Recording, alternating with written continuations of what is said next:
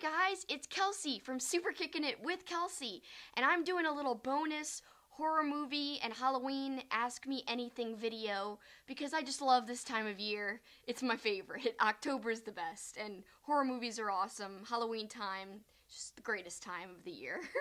Most people, not most, but a lot of people think Christmas is the greatest time of the year. And in fact, there's a song, it's the most wonderful time of the year. But to me, it's Halloween, like spooky and creepy and scary stuff and cool colors like orange and black. Oh, it's just so great. Decorated houses, going down the streets. Christmas time's cool too, though. But let's get into the questions. At Psycho Nigiri asked me, what do you think are the top 5 horror movies of all time? And this is difficult because I have bias, a little bit of bias, because there are horror movies that I just love. But I really thought about it, and I think a lot of the horror movies I love are actually some of the best horror movies that exist. So I think my list of personal favorites go hand in hand with top horror movies of all time. So my top 5 list, number 5, The Thing. I love that movie, John Carpenter's The Thing, of course. Just so amazing, great acting, cool plot, revolutionary effects that weren't computer generated. It was just really well done, and it holds up even to today. I try to watch it every year, but this year I purposely forced myself not to watch it just so that maybe next year and the year after I'd be like, oh man, I miss watching it so much. Number 4, Suspiria, so artsy. Dario Argento is just really into a look of a movie and a feel, and he's an Italian director, if you guys didn't know. If you haven't seen it, check it out. And I'm talking about the original Suspiria. They did remake it recently, but the original, to me, will always hold a special place in my heart. And plus, the music is amazing, done by the band Goblin. You've got to check it out if you haven't heard the soundtrack. It's awesome and epic. And they came to New Orleans, but I was coming back in town from Seattle, and I missed it. I missed them playing here. Oh, so bummed about that. Number 3, and I put it number 3, but like as my personal favorite, it would be higher. So Hellraiser. The original Hellraiser has so many great quotes. Of course, Pinhead's one of the greatest horror movie villains of all time. You can't beat him, in my opinion. He's amazing. Just everything about the movie's awesome. It reminds me a lot of The Thing in the sense that the effects were really revolutionary at the time, and they still hold up to today, and it wasn't computer generated. It was practical effects. So just all around, grade A, great classic 80s type of movie, but that still holds up somehow. Number 2, The Exorcist. Say what you will, some people say that they laugh at it now. When I first saw it, I'll never forget. I was so scared. And I really think, even though there's some cheesy parts, that it's truly one of the most disturbing movies, just because there's some truth in like the parts that you fear about it. Like, you know, I think it plays into a lot of human fears, like about religion and possession and just like, I don't know, just creepy stuff. And number 1, Halloween. You can't beat it. Great cinematography, great editing, great music, everything about it. Great acting even for a horror movie. I mean, there's some cheesy stuff, but it's just a classic. Again, really, I think one of the best parts about it is the cinematography. If you really look at the opening shot, where it's really shot as the perspective of Michael himself, the camera's almost like what he's seeing through his eyes. And when he puts on the mask, then you get the camera that has like a little mask over it. It's really neat. Alright, so that's my top 5 horror movies of all time. Mark at SCWP514 asks, do you believe in UFOs, astral projections, mental telepathy, ESP, clairvoyance, spirit photography, telekinetic movement, full trance mediums, the Loch Ness Monster, and the theory of Atlantis? And of course he's quoting Ghostbusters, which is one of the greatest movies of all time. Not just horror movies, because it's like, you know, it's borderline horror, but just movies in general. It's such a great movie. Bill Murray is one of my favorite actors ever. If you guys have followed me for a long time, you know how much I love Bill Murray. And so this movie holds a special place in my heart. And I don't know if I believe in any of that stuff for real. I mean, is there one thing in that list that she says in the movie that I believe? Like, I don't know. I feel like if UFOs were really real, wouldn't we have more proof by now? Everyone would say, oh no, government, you know, cover up and stuff. I don't know. I definitely don't believe in telepathy and stuff like that. But who knows? Anything's possible. I'm not really denying that it could not be true. Or I'm not denying that it could be true, I should say. I'm so tired. At Dave Pozeski, my good friend, says, what's scarier? Something that you can see or something that you can't see? I think this is an interesting question. I gravitate towards saying something that I can't see is more scary. And that is because I just remember this weird thing I used to feel when I would be swimming alone in a pool. I always felt like there was something in the pool with me. And, like, no matter how, I was just like, this is stupid. There's nothing in the pool. I would hurry up and, like, swim and try to get to a raft, and it was, like, this whole thing. Then I'd get back in the water, and they'd be like, I feel like there's something in here with me. So I feel like if you could see something, you can anticipate and try to combat against it. But if it's just something that you think could be there, but you're not sure, I think that's really frightening. If you think about the movie Jaws, let's say, a lot of the movie you don't even see the shark. It's just little hints that the shark is there. It's almost like such a well-done movie. But the whole idea of not being able to see the shark, but you see the people's feet in the water just, floating around, and you're like, oh, what's below them? It's the shark. That's what's really scary, but you can't see him. So at MGB Graham says, with the debate over Die Hard, is it a Christmas movie or not, do you have any controversial choices for things that you consider horror movies that others do not? Well, the first thing that comes to mind is A Nightmare Before Christmas. The Nightmare Before Christmas, I feel like, is totally a Halloween movie. My dad bought it on VHS for me and gave it to me on Halloween, like in 1990 whatever. It was a present on Halloween night for me. So really, to me, it's always been Halloweenish. I remember as a kid, my dad took me to see the movie in the theater, walking in and just seeing the opening scene, This Is Halloween, and it was just, it really just was the most cool thing ever. I just remember it so vividly, like, what is this? The pumpkins, the colors, this is so cool. It totally captured me as a kid. So to me, it'll always kind of speak to the more Halloween side of holiday spirit. Even though there is Christmas stuff in it, Jack is trying to make Christmas more Halloweenish. Even though he's trying to, like, bring Christmas to Halloween Town, he still takes Christmas elements but makes them scary and spooky. So even though you've got the Christmas elements and Jack loving Christmas, they're still changing it to be, like, scary and spooky, and most of the movie takes place in Halloween Town, not, in the Christmas Village place. At _ringside rant, Four Horsemen style faction using only horror film characters. Michael Myers, of course, you can't have a faction without him. Jason from Friday the 13th. Leatherface. I feel like Freddy Krueger would be the Ric Flair, and the manager would be Pinhead, because he's got great one-liners, and he seems really intimidating, but he doesn't really do anything physical. So the other guys, the other four villains, would do the physical stuff, but the main talker of the villains themselves would be, of course, like I said, Freddy Krueger. He's always running his mouth.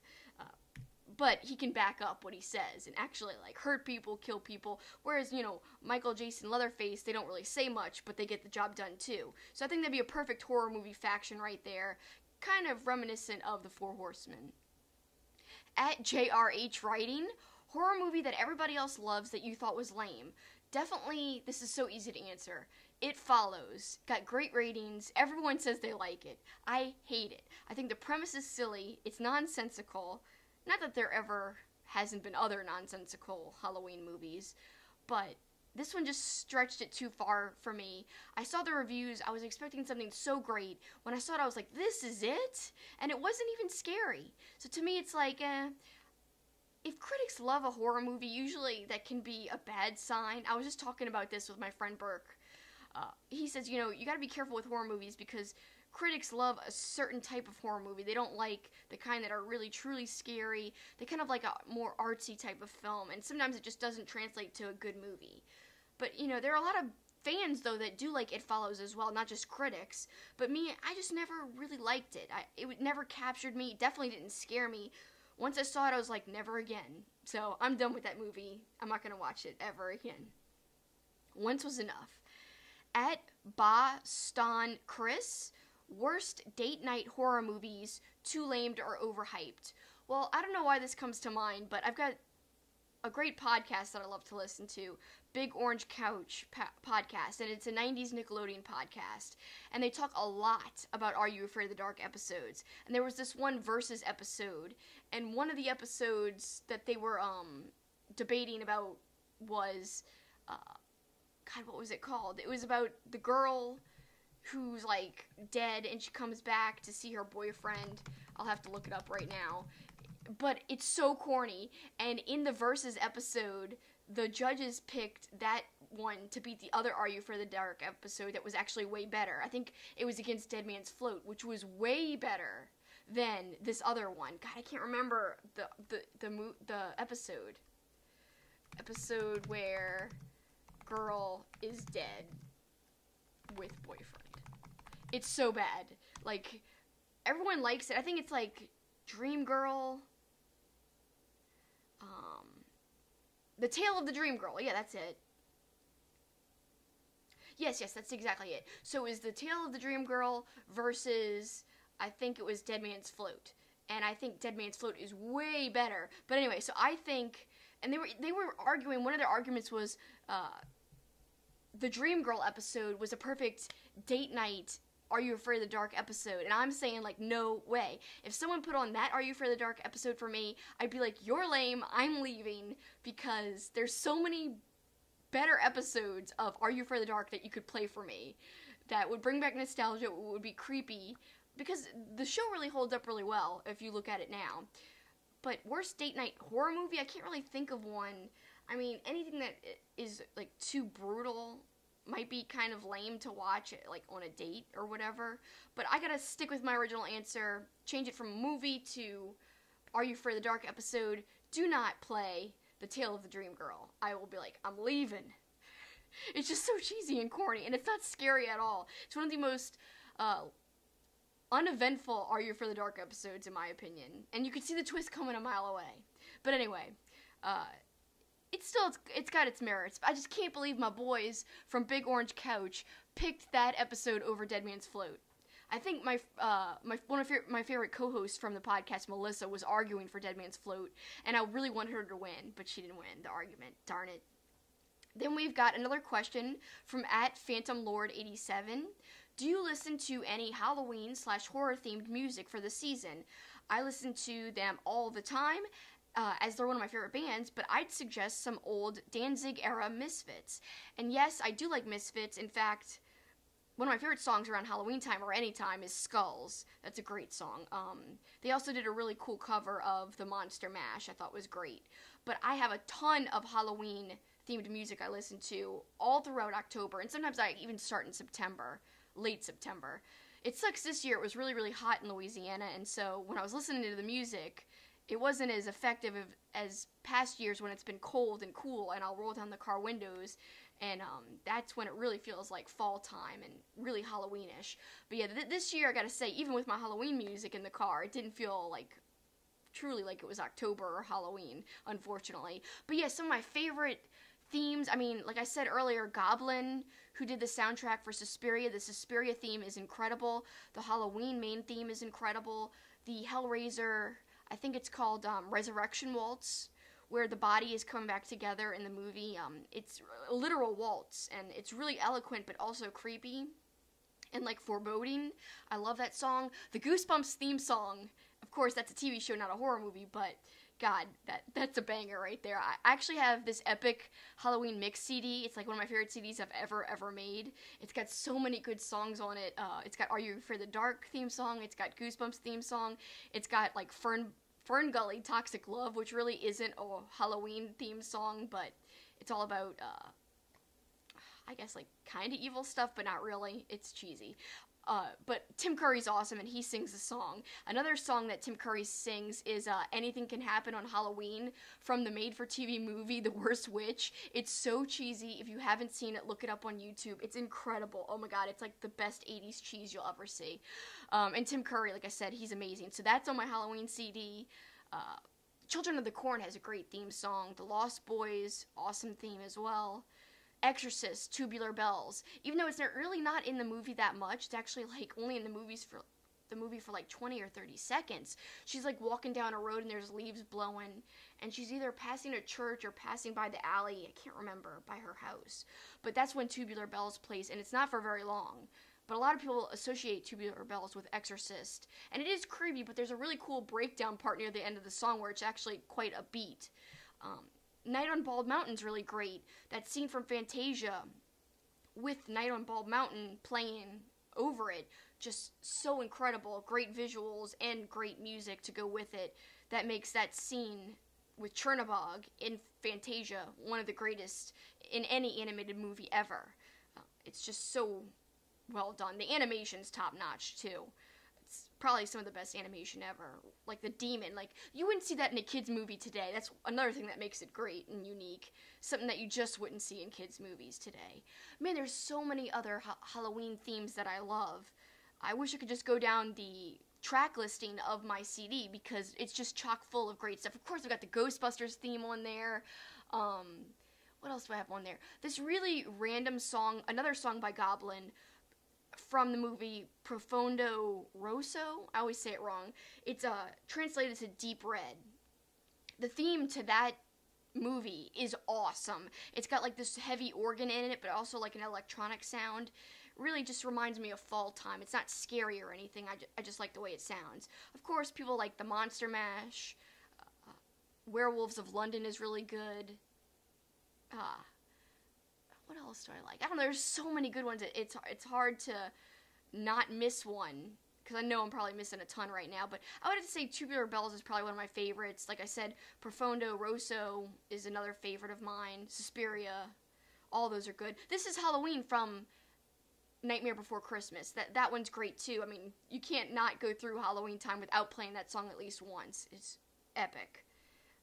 And Halloween would be a lot less intense, I think, if Nightmare Before Christmas didn't exist, because it gave us This Is Halloween, just the visuals and the colors and stuff really translated over into pop culture. People buy a lot of the merchandise and stuff, and you see it all around. And the characters are all around when people decorate for Halloween time. So to me, I feel like Halloween would be a lot more empty without that movie. Oh, another great horror theme I just thought of, The Hills Have Eyes. Super creepy. The remake, of course. It's just very foreboding, very, very intense music. Also, Silent Hill has some creepy music, too. Very disturbing, really, actually. The movie's a bit cheesy, but also scary. But like I said, the theme is wonderful. Next question from @AdamAcid. Has there ever been a horror movie that you couldn't finish? Well, just this year I didn't finish Dario Argento's Opera. There's a scene where somebody tapes like a piece of tape full of needles underneath her eyes to where she can't close her eyes, and I blink all the time. So I just could imagine, like, how can you not blink? He even said if you close your eyes, like, you will tear up your own retinas. It freaks me out just thinking about it right now. So I stopped watching the movie, and that was just like a month ago. I was like, I can't watch this. It was really, really creepy. But I think I've finished most horror movies. I know I almost walked out during the Evil Dead remake because when she sliced her tongue in half, like, I almost threw up. I felt so queasy, like, in the theater. I was like, I don't know what to do. I've never felt like this before. It was nuts. So I almost didn't finish that, but I did finish it. Fast Count, 5 Minutes of Wrestling at the Fans Podcast asks, Jason versus Michael Myers in a last man standing match, who wins? That's really hard. My first inclination is to say Michael Myers because he just keeps getting up and because he's my favorite. Besides Pinhead, he's like my favorite villain. Jason's not my favorite villain at all, but he even went into space. So, I don't know, like, maybe it would really be Jason, even though I wish it would be Michael, who would be the last man standing. So, I don't know. I'd love to see that really happen. That'd be really cool. Fantasy booking. At GG212203, when was the time you were most scared by a horror movie or some sort of Halloween thing? And as a follow-up, I don't want to just know what the movie is. I want to know how you reacted. Did you scream? Run out of the room? Did you sleep with the light on? I want details. Well, I could think of a few times. I know when I saw The Ring, I was super freaked out. I saw that in the theater. I'm sure I asked my mom and dad if I could stay in their room that night. I used to do that even at like 13, 14 years old. If I was super scared, I'd be like, I can't sleep, I can't sleep. So I was super chicken, and I probably was very scared to go to sleep that night. And I probably did sleep with the lights on if I did sleep in my room. The Grudge was another one in the theater. I watched like this, and even with subsequent viewings for a while, I was scared. Now I watch The Ring and The Grudge all the time. In fact, they're remaking The Grudge. It looks awesome. I just saw a trailer for it. I can't wait to see the new Grudge. Gonna have to wait a while, but the trailer looks amazing. If you guys haven't seen it, Google it. You'll be able to find it. It really does look really good. But I like the original. And of course, I have seen the Japanese versions of both The Grudge and The Ring. I just don't think they're as scary as the American versions. Or maybe I'm just partial to the American versions because those are the first ones I saw. Then I saw the foreign ones later, which of course, the foreign ones are actually the real originals. They came before the American versions, but I'm still, like I said, partial to the American ones. I will say I think the most scared I've ever been by a movie is probably The Exorcist, as I kind of hinted at earlier. I remember the first time I saw it, I was sleeping over at my friend Juju's house, and our other friend Kayla was there, and they weren't paying attention. They were goofing off during the movie, and I was like really into the movie. So I was sitting there on the bed like watching it. They were like goofing off, like laughing, coloring. I don't know what they were doing. I just know that they weren't paying attention. And so they weren't scared. They were just like, la, la, la, la. And I was like, oh my god, I'm so scared. So after it was over, I was like, oh my god, guys, like, how are you not scared right now? I'm so freaked out. I had to go to the bathroom, but I was really scared. So I went in there, and I was like, can't you guys come with me and just go behind the shower curtain and, like, just stay behind there until, like, I'm done? Like, just for a few seconds. And they're like, okay. So they stood behind the shower curtain while I was in there. And I was just so scared. Like, I ran out of there, even though they were in there with me. I was like, I'm so scared. I feel like The Exorcist is everywhere. And that night, I remember we had all had to share a bed in Juju's room because she only had one bed. And her floor was covered with junk. So I, like, slept so close. I can't remember who I was next to. I, like, slept to their back so close, like, shivering, so scared. And I was up so much later than the two of them, just thinking in my head, like, what the hell? Like, what if that's real? Like, what if that could really happen? Like, the girl wasn't religious. It didn't matter. She still got possessed. And you hear, like, true stories of this. So at the time, like, that's the movie that probably affected me the most in my whole life. The Hills Have Eyes, the first few times I saw it, freaked me out too. And I probably had trouble sleeping that night. But I didn't watch it right before bed. I did think about it for hours after, but it didn't affect me like The Exorcist did. I think that would be the #1 movie that affected me, ever. Now, this month, I watched 50 horror movies. A lot I had seen, some I hadn't seen, but, like, none really freaked me out. None really kept me up. And I was like, man, I kind of miss that feeling. Kind of wish I was that scared now. If I watched more gross type of movies, I think I would feel more freaked out. But I don't really like those types. I like more, like, the psychological horror or, like, the possession type horror. That stuff freaks me out, or used to. But it's still entertaining to watch, even if it doesn't scare me as much anymore. Then we've got at PCH Nilbog. Have you ever actually scared someone while dressed up for Halloween? No. All my costumes have been laughable. Like, for instance, I know once I was a giant heart with, like, football paint under my eye, so I was a heart attack. And I remember that was when I was still trick-or-treating. Some older guy was like, some old man essentially was like, who are you? And I was like, a heart attack. And he looked all grumpy like, I have to worry about heart attacks. Don't remind me. So I didn't scare him, but I might have made him mad. Anybody else has scared? Not really. Like, all my costumes have been fun. I've done wrestling costumes. I was the Riddler a couple of years ago. I was the Great Mouse Detective, which is a Disney cartoon. I was Groucho Marx, a cute version of Groucho Marx, with, like, a tailcoat. So, like, all my costumes have been, you know, just fun and cute and not scary. I don't like to go the scary route.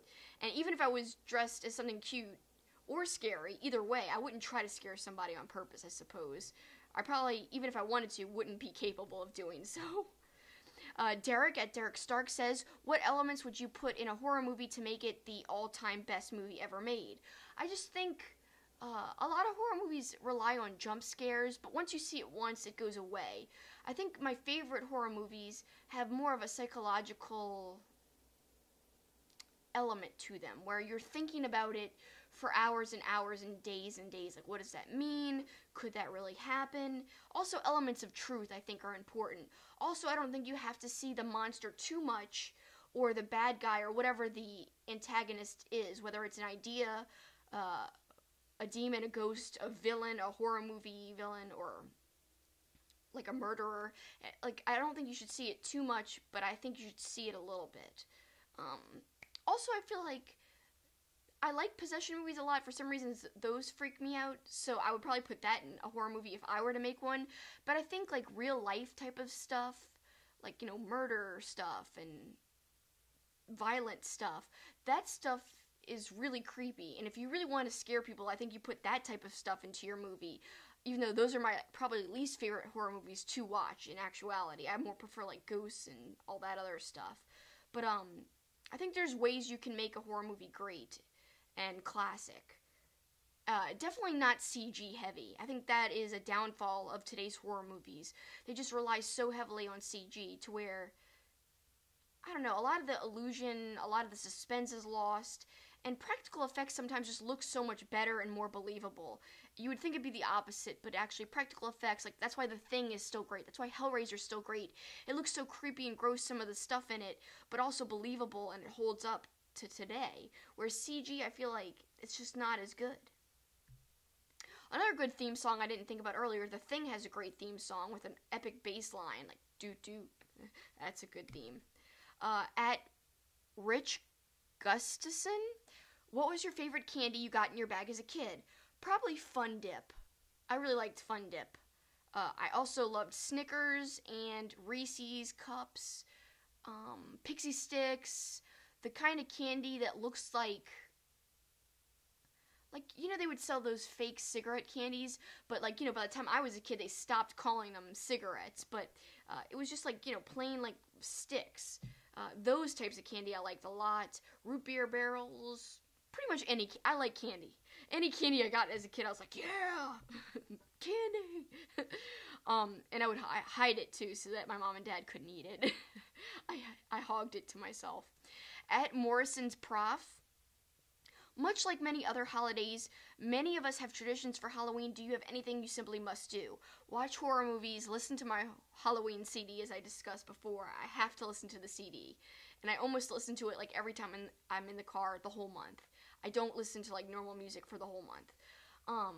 But also decorate my house. My dad, we usually have a big Halloween party, and even when we don't have it, he usually puts up a lot of decorations, but he's probably spent like $10,000 over the last couple of years on decorations. That's how hardcore we go for our decorating. It's just, when I go to my house and visit, it's so cool to see, like, all he's done and how he's decorated. It's just a great classic Halloween feel. So I feel like that's one of our traditions that we've done for the last, like, how many years now?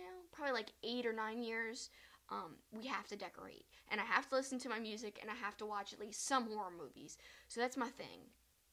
Usually I would say dressing up would be a big thing that I have to do. It's my tradition, but there's been some years where I've slacked and, like, not done it, but sometimes I'll try my best and I'll make a costume, and I really try to do that a lot of years, but that is a tradition that sometimes falls by the wayside. Like, this year I'm reusing a costume from, like, 5 years ago, so I didn't make a new one, but I try to when I can.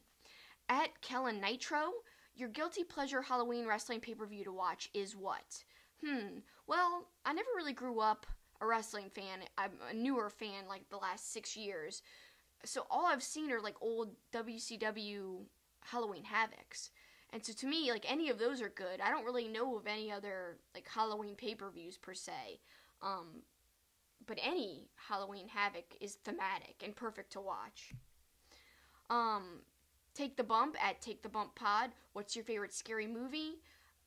Earlier I listed, like, the top horror movies of all time, and I listed Halloween as number 1. And I do think it's the best horror movie in terms of, you know, if you were talking about, like, critically acclaimed, important horror movies. But if we're talking about my personal favorite, Hellraiser, like I was alluding to earlier, I think that's my favorite. I've probably seen that more than any horror movie. Halloween's a close second. The Exorcist is a close third, but definitely Hellraiser. I can quote that movie. God, it's so great. We'll tear your soul apart. just so many great one-liners. Even Hellraiser 2 is good, but Hellraiser has to be my very favorite scary movie. Jim at the Jim Cerny, I'm sorry. You need to address the nonsense of certain towns having designated trick-or-treat hours that are not on Halloween. It's horrible. Halloween is nothing like it used to be. I mean, even when I was a kid, it wasn't super hardcore around my neighborhood, but at least it was something. There was kids out on Halloween night, people were trick-or-treating, and it was dark. Now everything's done before nighttime, and sometimes not even on Halloween. I don't see what the big deal is. A lot of schools have off the next day because All Saints Day. Well, at least for me, because I went to Catholic school a lot of time, and that was... But even in public school, I think they would make some kind of like... what are those bull holidays they used to have? Like Teacher Day or like Teacher Parent Day. I don't know. They would have some kind of day after Halloween where you wouldn't have to go anyway. I don't know how it's done today, but what's the big deal? Why can't kids go on Halloween? It doesn't matter if Halloween's not on a Friday, Saturday, or whatever. If it's during the week, who cares? Let them trick-or-treat. Let them be kids. Let them enjoy the actual day of Halloween. It's ridiculous. What has our society come to? Kids done trick-or-treating by 6 o'clock at night. It's just like... And in my neighborhood, there's no trick-or-treating at all anymore. I think our doorbell at my mom and dad's house only rang like once or twice last year. That's atrocious. That's sad. Let kids be kids. Enjoy the holiday. I feel bad for them, but maybe they don't want to trick-or-treat. Maybe they want to go home and play on cell phones. I don't know. But all I know is that I loved Halloween as a kid too. Not as much as now. I actually like it way more now. But I really enjoyed it back then. It was a great time. And I always had people over. And they slept over for Halloween. Like, so it was a big thing. No one went to school the next day. Or at least I don't remember us going to school the next day. So why can't they trick-or-treat on Halloween, just like I used to? I don't know. That's a little rant, but it's true. But I'm so happy you guys sent in all these questions about Halloween time and horror movies. I really enjoyed answering them. Sorry I'm a little hoarse and I'm very tired. But I had to get these answers in and be thematic. Really, really... just loved all the questions. They were really good. And surprisingly, no one repeated any of the questions. They were all unique. So I really thank you guys for sending them in. I had a fun time answering them. And happy Halloween! Thank you!